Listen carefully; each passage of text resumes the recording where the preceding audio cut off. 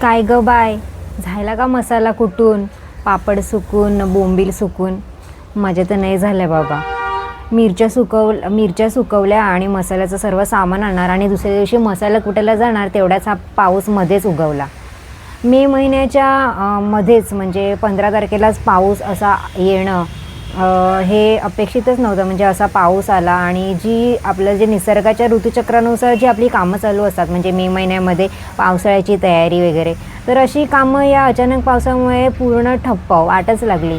तर असा हा अचानक पाऊस येणे हे कुठेतरी जगामध्ये होणारं ग्लोबल वॉर्मिंग किंवा विकास किंवा इतर होणारे प्रोजेक्ट ह्याच्यामुळे परिणाम हा निसर्गाच्या ऋतुचक्रावर होतो आणि त्याचा परिणाम हा आपल्याला भोगावा लागतो आणि त्याचा सगळ्यात जास्त परिणाम हा शेतकऱ्यांवर आणि मासेमाऱ्यांवर होतो. जर समुद्र किनारपट्टीला जे बोंबील सुकत लावलेले तर त्याची पूर्णपणे वाट लागली. वादळी वाऱ्यामुळे भरपूर नुकसान झालं, कारण की कोळी बांधवांचं पूर्ण त्यांचं जे असतं कोळी लोकांचं ते मासेमारीवरच त्यांचं उपजीविकेचं साधन आहे, तर त्याची पूर्णपणे वाट लागली. आणि आपल्या साधारण माणसांची सुद्धा, शेतकऱ्यांची जी कामं होती जी या दिवसामध्ये राब केला जातो वगैरे, ती सर्व कामं राहिली आणि आता डायरेक्ट पेरणीला सुरुवात करावी लागणार आहे. असा हा पाऊस आणि थांबतच नाही आहे.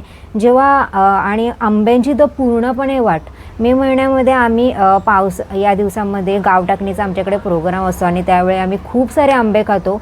निसर्गाची पूजा केली जाते आणि निसर्गाच्या सान्निध्यात राहून जेवण बनवलं जातं. पण या पावसामुळे तर पूर्णपणे हे बदलूनच गेलं. आम्ही पहिल्यांदा पावसाळ्यामध्ये गाव टाकणी केली. जर असे हे निसर्गामध्ये होणारे बदल जर आपल्या या विकासामुळे किंवा या ग्लोबल वॉर्मिंगमुळे होत असतील किंवा या आपल्यामुळे होत असतील, तर आपण कुठेतरी याचा विचार केला पाहिजे. आणि हे विकास वगैरे जर असे होत असतील आणि जर हे आपल्या सामान्य माणसांचे किंवा या आपल्या समृद्ध जीवनाची जर हा विकास वाट लावत असेल, तर असा विकास काय कामाचा.